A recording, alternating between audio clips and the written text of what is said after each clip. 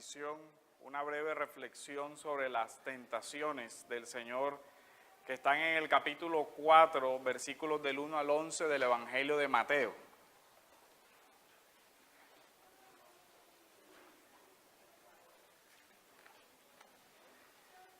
La tentación comienza relatándose de esta manera en el Evangelio de Mateo en el capítulo 4. Entonces Jesús fue llevado por el Espíritu al desierto para ser tentado por el diablo. Esto fue posterior al bautismo, donde ya el Señor es ungido para la misión que Él venía a desempeñar. Y parte de ese inicio del ministerio es el choque de Dios, Hijo, con el diablo. Realidad descrita en la Biblia como una persona real, no un mito, porque vemos un contraste entre la persona histórica de Jesús de Nazaret y el diablo. Si el diablo es un mito, la conclusión sería que el personaje antagónico también lo sería. Por eso el cristianismo cree que el diablo es un personaje real que actúa dentro de esta dimensión humana, no otro mito. Y después de haber ayunado 40 días y 40 noches, tuvo hambre. Y vino a él el tentador y le dijo: si eres hijo de Dios, di que estas piedras se conviertan en pan. Él respondió y dijo: escrito está, no solo de pan vivirá el hombre, sino de toda palabra que sale de la boca de Dios.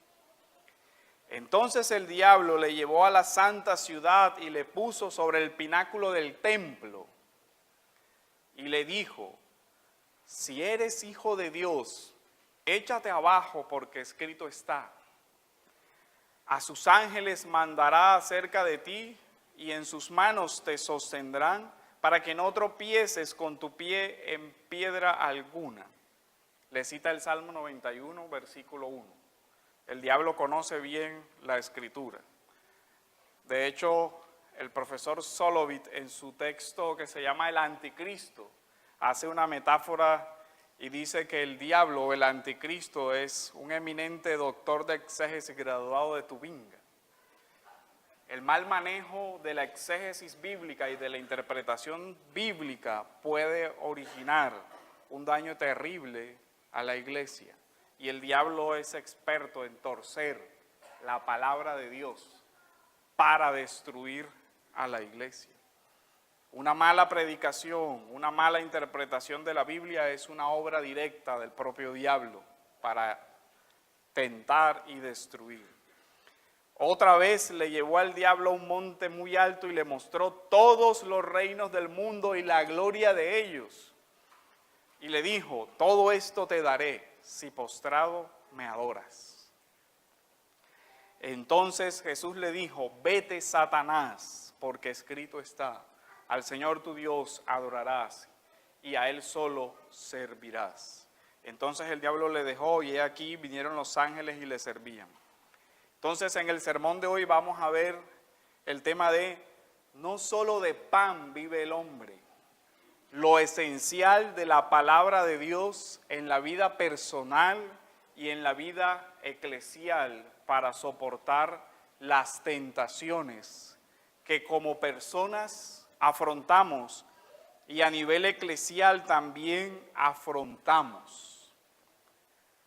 No solo de pan o la tentación de lo temporal, la tentación de lo inmediato y lo material, de las soluciones mágicas y milagrosas que no requieren trabajo, sufrimiento y perseverancia. A eso se refiere esa tentación. Se usa el pan para referirse en la Biblia a las necesidades físicas elementales de sustento del cuerpo, en este caso el alimento. Por extensión designa toda necesidad material.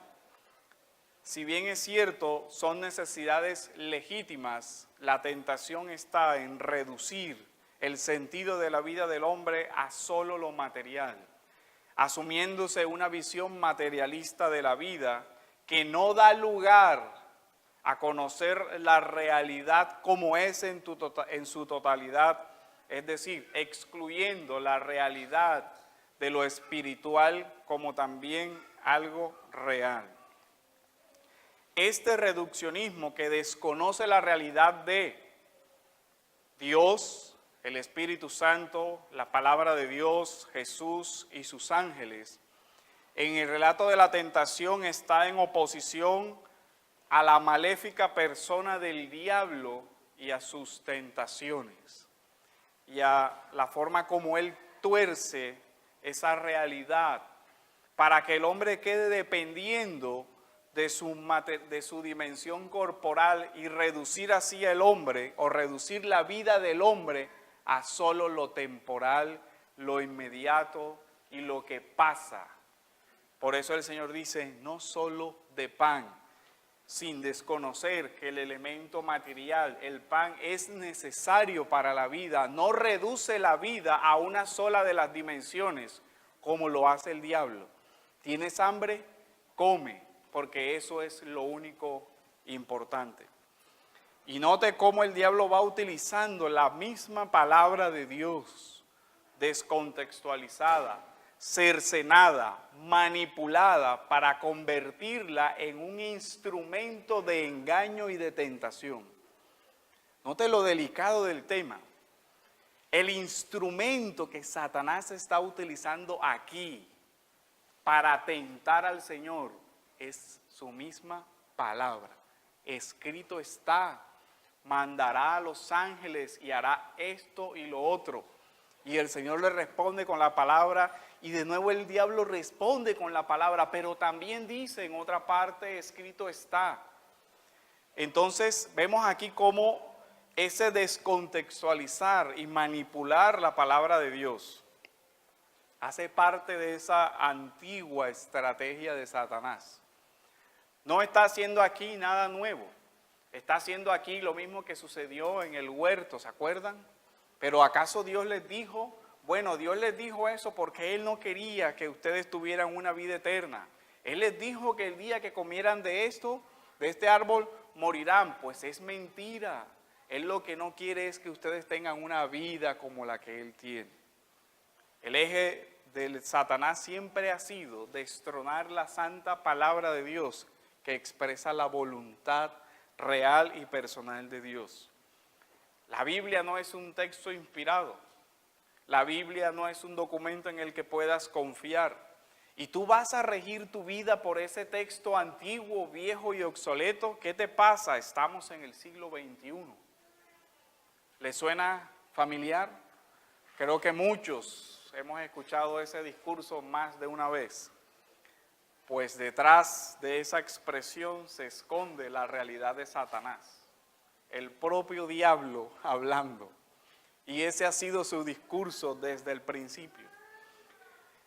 De ahí lo delicado de asumir con ligereza en la iglesia la Biblia y la predicación de la palabra de Dios. O predicamos lo que la palabra de Dios dice, o somos otro instrumento en las manos de Satanás, otra tentación para destruir las almas de muchas personas, apartándolas del pan que bajó del cielo para hacer que fijen sus ojos en aquello que no sacia para la vida eterna, o que fijen sus ojos en donde ya tienen puestos sus deseos. Entonces notará lo esencial de la predicación para la dirección de la iglesia, para que la iglesia afronte los retos de este mundo actual, que no son muy diferentes a los retos antiguos.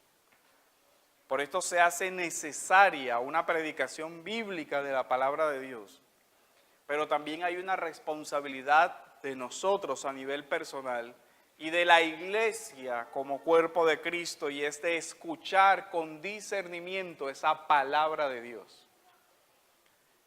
De tal forma que cuando el diablo dice, escrito está, usted puede decir, sí, pero también dice y lo estás entendiendo mal. Estás engañando por medio de la palabra. Estás haciendo que por medio de la palabra las personas se fijen solo en lo material. Así que nosotros vemos que la teología de la prosperidad no es sino otro engaño de Satanás. Busca el pan terrenal y el resto no interesa. A veces ese evangelio satánico se presenta como un craso materialismo. No hay nada sobrenatural, lo único que hay es el aquí y el ahora, y lo único que importa es que estés bien, que tengas sustento, abrigo, comida, todo lo demás, y a eso se reduce la vida, a la máxima de los filósofos de antaño: comamos y bebamos, que mañana moriremos. Y mientras tengas comida y mientras tengas lo que necesitas, lo material, todo estará bien. Otras veces se presenta como una religiosidad mística y sobrenatural.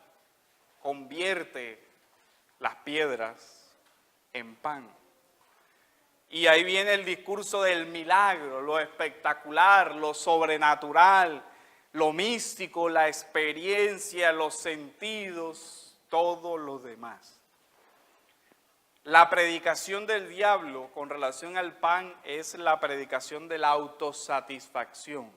¿Tienes hambre? Por supuesto que después de 40 días de ayuno cualquiera diría: tengo hambre. Aliméntate a ti mismo. No tienes el poder para hacerlo. Hazlo. Usa todos tus recursos para tu propio bien. Usa tu poder para tu propio bien. Pero antes de eso, antes de entrar al desierto, la voz del Padre había hablado y había dicho: he aquí mi hijo, mi amado, en quien yo tengo complacencia. Esa declaración implica que el Señor tenía una misión que excedía más allá de las necesidades temporales. No es aliméntate, porque Él venía para hacer un pan que salta para vida eterna, un pan que sacia el hambre del ser humano en una dimensión mucho más allá que la meramente corporal y la meramente terrenal. Y ese pan puede traducirse también en ese reduccionismo. La iglesia históricamente ha caído en muchas de las manifestaciones de esa teoría de Satanás sobre el pan. El pan en su dimensión natural, el pan de la palabra de Dios en su dimensión natural ha sido reducir la escritura santa de Dios a un mero racionalismo, a un mero intelectualismo que no tiene detrás una verdadera vida espiritual. No se trata de que podamos simplemente responder, la palabra de Dios dice, sino si esa realidad sobrenatural es real en la vida de esa iglesia o de esa persona. El pan del poder de la mala adoración. Todos estos reinos te entrego si tú te arrodillas delante de mí y me adoras. Esas son una apertura de lo que implican esas tentaciones. Y la primera de esas tentaciones, vamos a leer desde los versículos 3 al 4, tiene que ver entonces con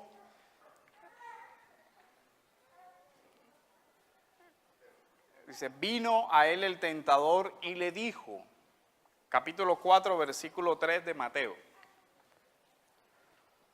si eres hijo de Dios, di que estas piedras se conviertan en pan. El primer aspecto de la tentación es un aspecto de identidad. Si tú eres hijo de Dios, pero ya el Padre había dicho, he aquí mi hijo amado. Así que la palabra de Satanás está contrariando abiertamente la certeza de la palabra del Padre. El Padre lo dijo, pero yo no lo creo, tú tienes que demostrarlo. Así que si tú eres en verdad quien el Padre dice que tú eres, debes mostrarlo, debes mostrar un poder que te acredite como el Hijo de Dios. No solo es que el Padre, quien tiene todo el poder y la autoridad, lo diga. Tiene que haber algo espectacular que lo demuestre. Di que estas piedras se conviertan en pan. Entonces no es lo que la palabra de Dios dice, sino lo que tú haces con esa palabra. Di hoy, traducido a la teología del siglo XXI, decrétalo, ordénalo, recíbelo, etcétera, etcétera. Tú con tu palabra puedes transformar la realidad. Jesús con su palabra puede. Y por eso el tema de la identidad. Sí, el Hijo de Dios puede. Tú y yo no. Porque no somos dioses. No somos Él. Cuando se usa el famoso texto ese de Romanos que dice que porque Él llama a las cosas que no son como si fueran, el pequeño problema es que el Él se refiere a Dios, no a nosotros. Ese es el pequeño problema con esa interpretación. Él puede hacer que las cosas que no son, sean, y ya lo hizo en el Génesis. ¿Puede el hombre, el ser humano terrenal, tener ese mismo poder que solo le pertenece a Dios? El diablo dice que sí. Yo digo que no le creamos.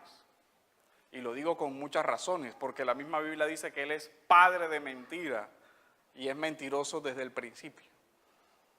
Él no ha dicho la verdad ni puede decirla porque su esencia no corresponde a la realidad verdadera.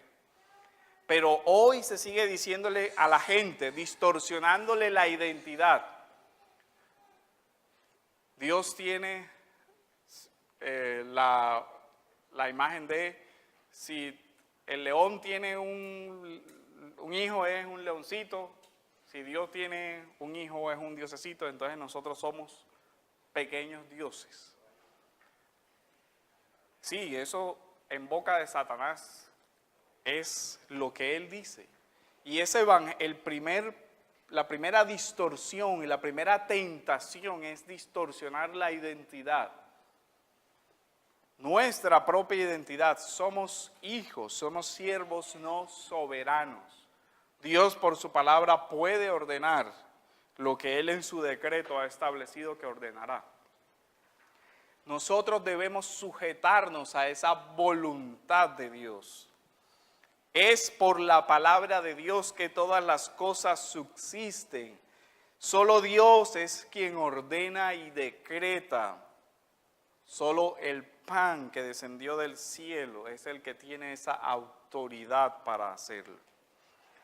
Y aquí vemos la diferencia entre la palabra de Dios, el pan que descendió del cielo, y la palabra humana, natural,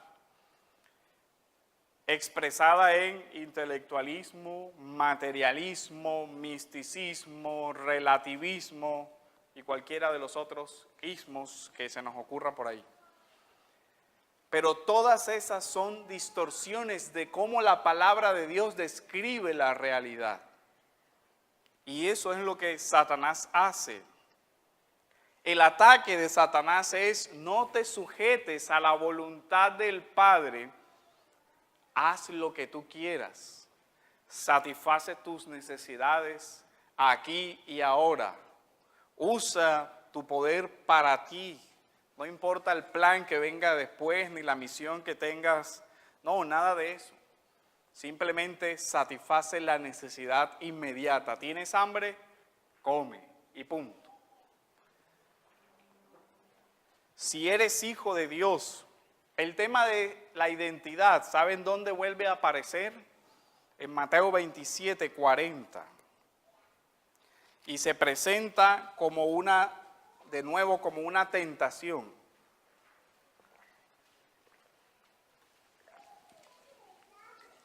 Estas tentaciones siguieron dándose en el ministerio terrenal del Señor, y todavía al final de su vida, en la cruz, vuelve la tentación por la identidad.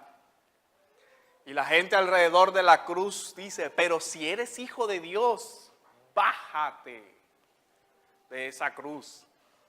Haz un espectáculo para nosotros, complácenos y demuéstranos que tú eres Dios. Y si el Señor hubiera cedido a esa tentación, todos nosotros estuviéramos condenados al infierno, porque no habría redención, no habría perdón, no habría justificación, no habría nada, no habría esperanza para nosotros. Eso es la tentación. Y es el mismo, antes de llegar a la cruz, ya Pedro, como instrumento de Satanás, también había dicho, Señor, ten compasión de ti mismo, no te hagas eso a ti mismo, mira tu autoestima, tu identidad, tu yo, lo que sea, no te hagas daño a ti mismo, ¿cómo vas a querer tú exponerte a ese sufrimiento? No, nada de eso de cruz y esas cosas te acontezcan. Y el Señor le dice, otra vez tú, Satanás, ya no habíamos hablado de esto en el capítulo 4, ¿te acuerdas? No, esa no es la voluntad de mi Padre. Vine a morir. Y de nuevo la misma tentación aparece en la cruz. Bájate. No, la religión no es un espectáculo. Ahora, viene el proyecto que Satanás le plantea al Señor como proyecto de su reino. Bueno, pero si eres hijo de Dios, debes tener un programa terrenal de satisfacer todas las necesidades materiales, ¿o no? ¿No deberías ocuparte de todo eso, del hambre en el mundo y de todo lo demás? Esta tentación va diseñada para la construcción de falsos mesianismos. Y el siguiente aspecto que vamos a tocar es ese: el pan y los falsos mesianismos. El Señor es tentado, convierte estas piedras en pan. Tú eres hijo de Dios, debes mostrar tu identidad dándole a todos de comer, acabando con el hambre del mundo y con todos los problemas sociales, porque en eso consiste la redención, ¿o no? Y la iglesia creyó ese discurso y tenemos en Latinoamérica la teología de la liberación. Leonardo Boff, John Sobrino, la teología de bajar a los pueblos crucificados de la cruz y todo ese discurso que es una lectura socialista de la Biblia es esto: el pan terrenal. El proyecto debe ser construir un paraíso en la tierra.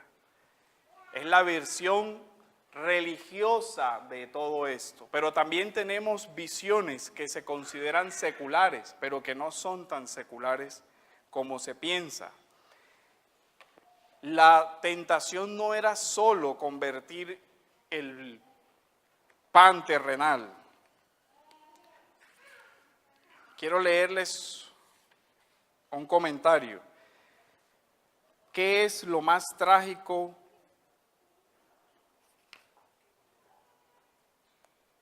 ¿Qué es lo más trágico que se opone a la fe en un Dios bueno y a la fe en un Redentor de los hombres que el hambre de la humanidad?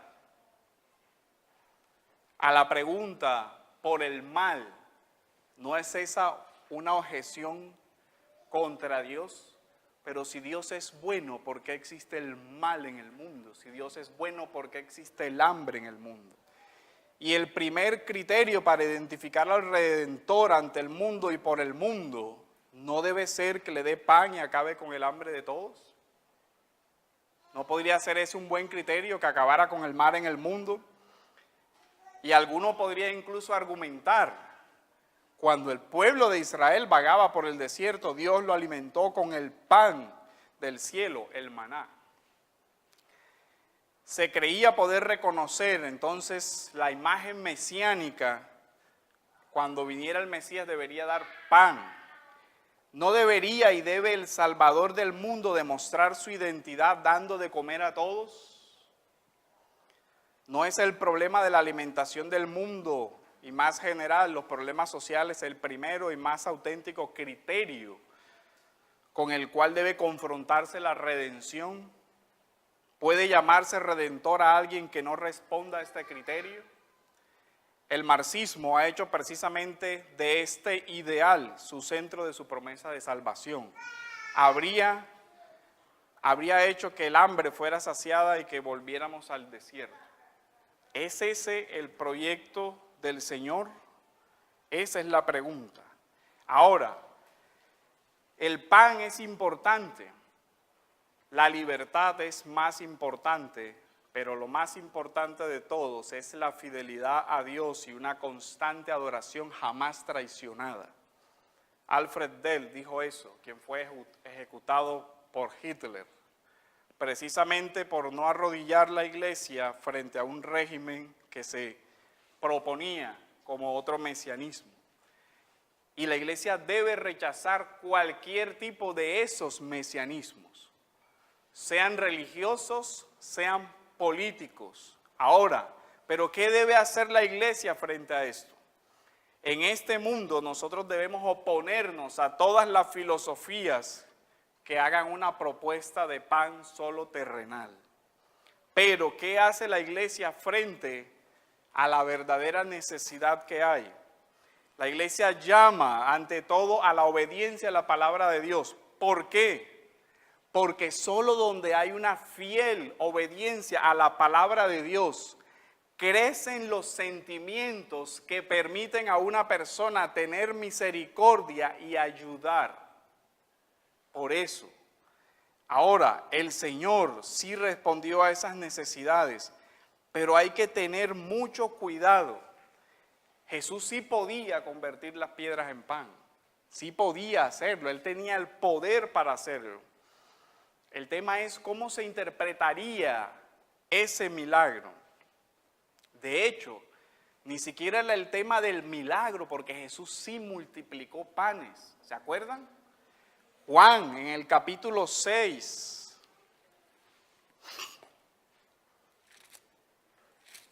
miren lo que sucedió.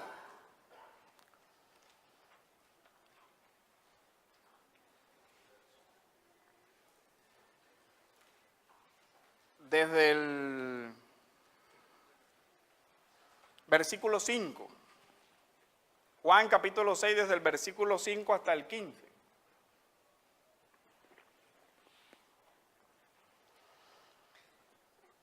Dice, cuando alzó Jesús los ojos y vio que había venido a él una gran multitud, dijo a Felipe, ¿dónde compraremos pan para que coman estos? Pero esto decía para probarle, porque él sabía lo que había de hacer. Felipe le respondió, 200 denarios de pan no bastarían para que cada uno de ellos tomase un poco. Uno de sus discípulos, Andrés, hermano de Simón Pedro, le dijo, aquí está un muchacho que tiene 5 panes de cebada y 2 pececillos más. ¿Qué es esto para tantos? Entonces Jesús dijo, haced recostar la gente, y había mucha hierba en aquel lugar, y se recostaron como un número de 5,000 varones. Y tomó Jesús aquellos panes, y habiendo dado gracias, los partió entre los discípulos, y los discípulos entre los que estaban recostados, asimismo de los peces cuanto querían. Y cuando hubieron saciado, dijo a sus discípulos, recoged los pedazos que sobraron, para que no se pierda nada. Recogieron pues y llenaron 12 cestas de pedazos de los que sobraron. Y el versículo 14 dice, aquellos hombres entonces, viendo la señal que Jesús había hecho, dijeron, este verdaderamente es el profeta que había de venir al mundo. Pero, miren ahora el tema que se sucede. Pero, entendiendo Jesús que iban a venir para apoderarse de él y hacerle rey, volvió a retirarse al monte él solo. Dice, no, el proveer de pan no es la construcción de un reino terrenal. no es lo uno igual a lo otro. Y esa es la tentación a la que la iglesia debe seguir enfrentándose, porque es una tentación todavía de confundir el poder humano de los reinos terrenales con el mensaje de la iglesia. Pero eso no quiere decir que la iglesia sea o deba ser indiferente frente a los males de este mundo. Quiere decir que la iglesia, por obediencia precisamente a la palabra de Dios, debe actuar con misericordia para extender el reino entre aquellos que necesitan escuchar del Evangelio. Y dar el pan que descendió del cielo, la palabra de Dios, y ayudar y dar el pan terrenal de acuerdo a las posibilidades que la iglesia tenga, sin confundir eso con un mesianismo ni religioso ni político. Las preguntas que se generan aquí son de adoración.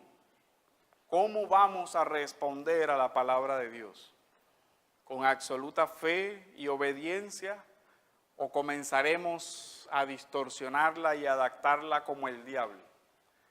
Escucharemos la tentación sobre la identidad y nos creeremos pequeños dioses que podemos andar por ahí decretando y mandando y transformando la realidad. No solo de pan vivirá el hombre, de ahí que la iglesia debería abandonar toda su idea de pactos por cosas temporales. Pacto por el carro, por el esto y por lo otro. No solo de pan vivimos. También vivimos del amor que Dios da, y Dios, por su propio amor, provee de todas aquellas cosas que también tenemos necesidad. Porque el texto dice no solo de pan, no quiere decir que eso no sea una necesidad, quiere decir que no es la única necesidad. Quiere decir que no podemos reducir la vida del hombre a ninguna de esas necesidades temporales. El cristianismo podría responder: no solo de pan vive el hombre, sino también del amor de Dios derramado en nuestros corazones por el Espíritu Santo, porque ese es el gran mandamiento. Y cuando se ama a Dios por el amor que Dios mismo puso en nuestros corazones, la respuesta debe ser también: y amarás a tu prójimo como a ti mismo. Y entonces, cuando ames a Dios y a tu prójimo como a ti mismo, como dice Santiago, no cerrarás tu mano cuando tu hermano te diga necesito, sino que la abrirás con liberalidad para dar por amor a Dios. La otra tentación que nosotros vemos es la tentación de la espectacularidad, de la religiosidad que muestra señales y signos. Veamos en Mateo 4, versículos 5 y 7.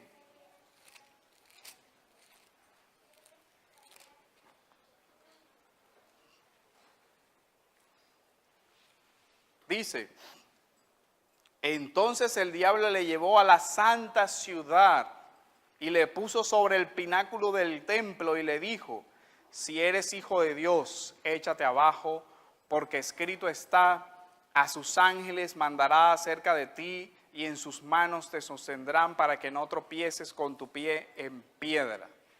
Mire la tentación, ¿ah? ¿En qué lugar? En la santa ciudad. ¿En qué sitio de esa santa ciudad? En el santo templo de Dios. Acuérdense que el Señor Jesús cumplió roles también sacerdotales. Así que el diablo lo lleva al templo.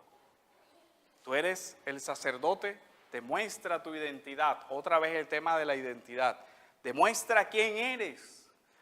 Tírate de aquí para que todos aquellos que están abajo vean el gran poder de Dios. Vean que los ángeles te sostienen y desde esa altura nada te sucede, etcétera, etcétera. Y todos creerán.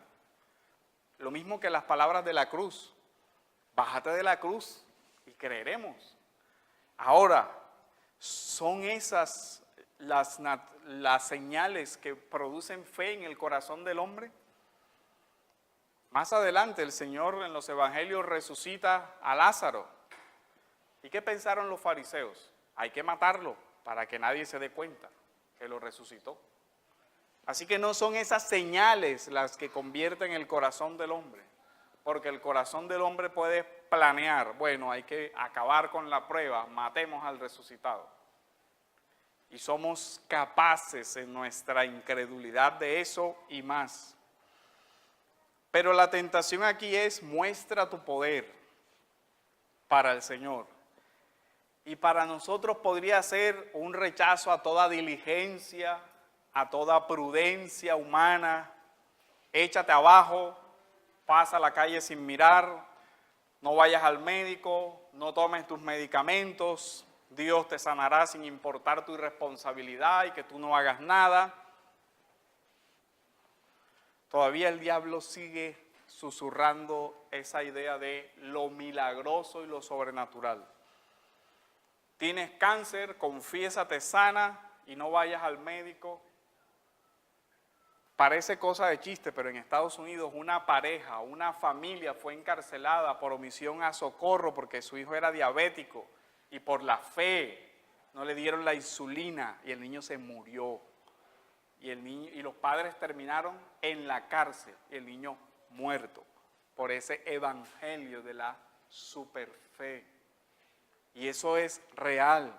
Hay personas que no se están haciendo sus tratamientos médicos y están muriendo porque creen una falsa enseñanza, porque creen un engaño de Satanás, creen que no tienen responsabilidad con relación a sus cuerpos y no se hacen los tratamientos médicos que necesitan.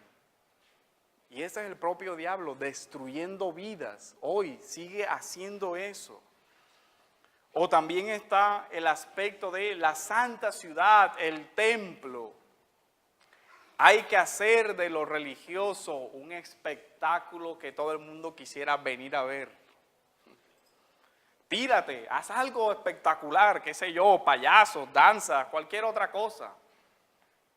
En Estados Unidos, decía el pastor MacArthur, que hacían lanzamiento de cuchillos en un culto. Uno dice, ¿hasta dónde va a llegar ese circo?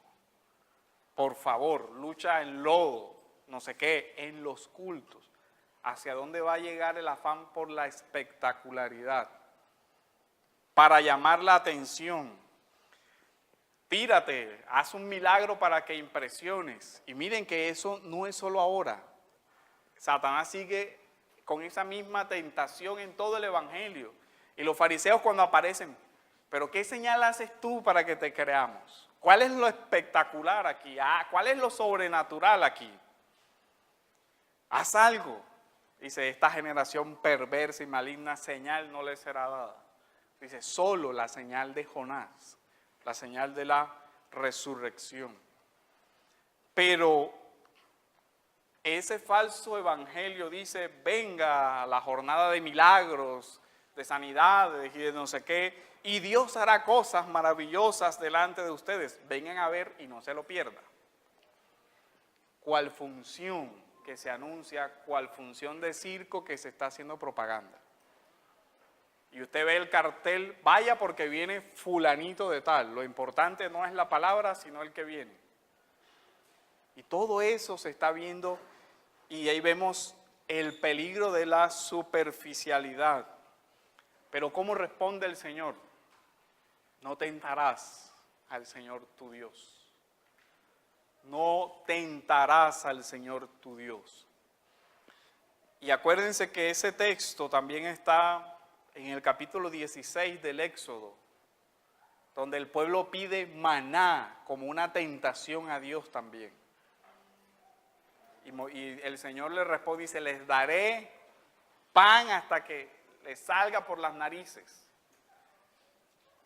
Pero junto con las codornices que les dio, dice, ustedes dicen que no, ¿se acuerdan cuando reclaman a Moisés?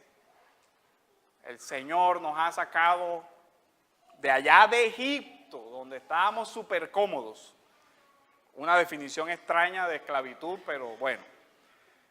Para matarnos en este desierto de hambre. La murmuración. No importa que fueran a la tierra prometida, al reino, a la felicidad eterna, no, lo temporal. Aquí y ahora tenemos hambre. Y Dios no puede hacer nada porque estamos en este espantoso y terrible desierto. Y el Señor le dice, tranquilo que les daré carne hasta que les salga por las narices. Y así dice el texto, en Éxodo. Y efectivamente eso ocasionó todo el juicio de Dios sobre el pueblo. Igual con el agua, las necesidades temporales. Otra vez Dios nos trajo aquí donde no hay agua. La primera, Moisés tuvo paciencia. Háblale a la roca, le habló. La segunda, ya lo tenían. Háblale a la roca y le pegó. Y el Señor le dijo, bueno, por misericordia voy a dar el agua, pero tú no entras a la tierra por tu desobediencia. Y miren lo que le costó a Moisés y los muertos que le costó al pueblo de Dios. Después Hebreos, hablando de ese tema, dice que muchos salieron de Egipto, pero muchos quedaron tendidos en el desierto por su incredulidad. Bueno, donde el pueblo de Israel falló, en el desierto, es donde encontramos aquí a nuestro Señor, como nuestro representante, como el representante del pueblo. Y en todas y cada una de las tentaciones donde nosotros fallamos, el Señor venció. Esa es nuestra esperanza. Frente a la tentación y a todas las artimañas de Satanás, nuestra esperanza es, tenemos un victorioso rey. Su reino viene, Él ha vencido. Pero nosotros somos de una memoria bien corta. La inmediatez, las necesidades de hoy. El pueblo dice, en Éxodo 17:7, dice, Dios, muéstranos si Dios está con nosotros. Vamos a buscarlo.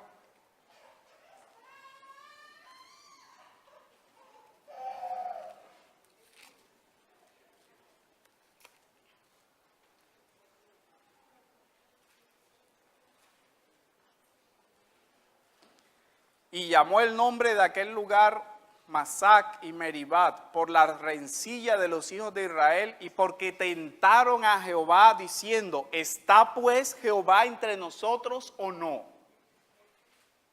Cuando el pueblo pide agua, muéstranos si Dios está o no está. Dios está contigo, demuéstralo. Y por eso dice, a este pueblo se le había olvidado las 10 plagas con las que Dios destruyó el imperio más poderoso de ese momento. Era suficiente prueba de que Dios estaba, existía, actuaba en la historia, pero la necesidad inmediata es ver. Quiero ver, porque ver es importante para la dimensión natural, ¿o no? Pero no es el ver de la fe, que ve lo sobrenatural como viendo al invisible, dice Hebreos sobre Moisés. Moisés salió y uno diría, qué insensatez la de Moisés. Aquí veía todas las riquezas de Egipto y por allá un espantoso y terrible desierto. Si a mí me ponen ese panorama, yo me quedo en Egipto también. Y era el pensamiento del pueblo, Después, oye, pero estábamos mejor allá. En últimas, la esclavitud no era tan mala. Había carne, había, hasta teníamos agua, teníamos verduritas. Estábamos bien en últimas. Esclavos, pero bien. Pero, dice Hebreos que Moisés se sostuvo como viendo al invisible. Vio algo más allá. Dice, y prefirió ser maltratado con el pueblo de Dios antes que quedarse a vivir de los deleites temporales del pecado, todo ese mundo. Pero de nuevo el engaño de los sentidos, de la riqueza, de los placeres, porque aquí la idolatría puede ser de muchas maneras. Es por eso que nosotros debemos ver que todavía hoy Satanás tienta de una forma bien sutil. La tercera tentación es la tentación de la gloria, el poder, la fama, sacrificando la verdadera adoración y fidelidad a Dios. En el capítulo 4, versículos del 8 al 11, y le dijo, todo esto te daré, vamos, desde el 8, perdón. Otra vez le llevó el diablo a un monte muy alto y le mostró todos los reinos del mundo, y nota esta expresión, la gloria de ellos, la fama, la abundancia, el poder, cualquier cosa visible. Lo que decía Juan, los deleites de los ojos. Le mostró la fama de ellos. Y le dijo, todo eso te lo daré por un precio muy cómodo. Hoy, aquí, te pones de rodillas y ya. Fácil, ¿no? Ese es un buen negocio. ¿Será? Lo temporal por lo eterno. Un reino temporal por un reino eterno. Un plato de lentejas hoy por un infierno eterno mañana. Ese fue el negocio que hizo ya Esaú. Véndeme tu herencia, no solo los bienes, sino tu herencia espiritual, el ser cabeza espiritual de una familia y dirigir al pueblo. Y que, bueno, yo me voy a morir mañana, dame el plático de comida. Y cuando uno ve esos episodios en la Biblia, en nuestro orgullo nos decimos, jamás yo haría eso. ¿Seguro? ¿Cuánto de lo eterno estamos sacrificando por la fama temporal? Por el gran puesto en el trabajo, por el gran desempeño en la universidad, donde todo el mundo me vea y me diga. ¿Cuánto de una vida espiritual genuina estamos echando a tierra por la fama y la gloria temporal? ¿Cuánto? ¿Cuánto de nuestro proyecto de vida es más hacia los objetivos terrenales que a la vida eterna? Es muy interesante que el diablo comienza por torcer la voluntad de Dios, la ley de Dios. Y aquí es donde el tema es la adoración verdadera. Contrasta con la falsa adoración y la idolatría, la gloria y el orgullo de las naciones. Es curioso que el Señor está en el desierto. ¿Se acuerdan? El lugar de la tentación es el desierto. Haciendo ese contraste de un desierto a la gloria de las ciudades, el tema es tentador, ¿no? Nuestro corazón tiene un grave problema con el orgullo y con el ser enaltecidos. La recompensa material, la visibilidad, la fama, la gloria. Pero ¿sabe algo? Lo triste del tema es que aquellas cosas contra las que la iglesia debe estar sanamente advirtiendo a la gente y decirle, ten cuidado, no solo de pan, no solo de la gloria material, no solo del poder, del etcétera y lo otro, vive el hombre, acuérdate del reino. La iglesia debería estar haciendo eso, acuérdense del reino, acordémonos del reino. Pero, ¿ese es el mensaje que hoy se está escuchando? No. El mensaje es, debes tener tu mejor vida ahora. Debes tener casa, carro, beca. Debes estar en los puestos de honor, debe ser el gran empresario, el resto y lo otro. Y no decimos que eso sea malo. Creemos que el hombre está llamado, cada hijo de Dios está llamado a ser excelente en todo lo que hace. Pero ese no es el sentido de la vida del creyente. Es uno de los propósitos que Dios tiene para con el creyente, porque también le dijo en el Génesis, trabajarás. Y si el Señor ha dado dones para que una persona sobresalga en lo que el Señor le ha concedido, debe esforzarse para hacerlo. Pero cuando reducimos eso a nuestro sentido y propósito en la vida, cuando el trabajo, el título, qué sé yo, se convierte en el objetivo, hemos caído en la tentación de Satanás.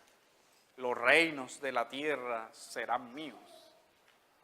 Algo así como había un muñequito que se llamaba Pinky y Cerebro. Y todas las noches era, ¿y qué vamos a hacer hoy, Cerebro? Tratar de conquistar el mundo. Y se ideaba todo el plan para salir al día siguiente a conquistar el mundo. Parece que ese es el objetivo del mundo todavía, Pinky y Cerebro. Pero lo más triste del tema es que la iglesia va detrás al mismo objetivo, a tratar de conquistar el mundo. Así como el diablo enjode el mundo y sus alrededores. La iglesia debe centrarse en cuál es la misión a la cual el Señor le ha llamado. Y esa misión a la cual el Señor le ha llamado no es la que Satanás dice aquí en Mateo 4:8, sino que la que el Señor dice en Mateo 28:16.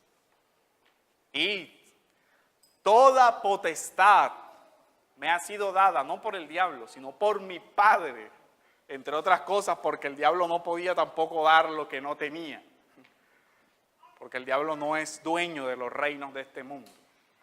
Dios es el único soberano de los reyes de la tierra. Pero al final del Evangelio está el contraste con esta tentación, cuando el Señor dice, toda potestad me ha sido dada por mi Padre. Y aquí viene la misión de la iglesia. Por tanto, id. ¿Y qué? Haced discípulos a todos los hombres de la tierra, a todas las naciones de la tierra. ¿Para qué? Para que al final, como dice Apocalipsis, gente de toda tribu, lengua y nación venga y se postre delante del Cordero de Dios y diga, porque Él es digno de recibir toda gloria, toda honra y todo honor. Si la iglesia se desvía de ese objetivo, va a perder la orientación por la cual el Señor le llamó. Y aquí entramos al tema de la verdadera adoración, lleva un verdadero servicio. Y hay una diferencia entre el evangelio que dice el Señor, vayan. Creo que debemos notar algo. El texto dice, vayan. No hay promesa de regreso. ¿Se da cuenta? Ese detalle apenas se escapa. Muchos de los que salieron para predicar fueron asesinados en esas tierras y nunca volvieron. Porque el rey ha dicho, vayan a anunciar mi reino, y la rebelión del mundo contra ese reino hace que se levanten contra aquellos que proclaman la autoridad única y exclusiva de Jesús.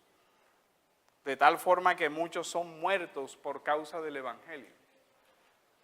Pero hoy no se proclama eso, hay que ir a lugares que no son cómodos, a lugares que son peligrosos, para anunciar que Jesucristo reina poderoso sobre toda la tierra. Esa es la misión de la iglesia.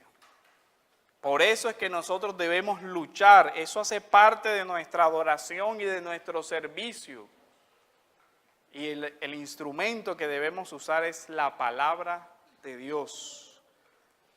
Y al final termina diciendo, y los ángeles le servían.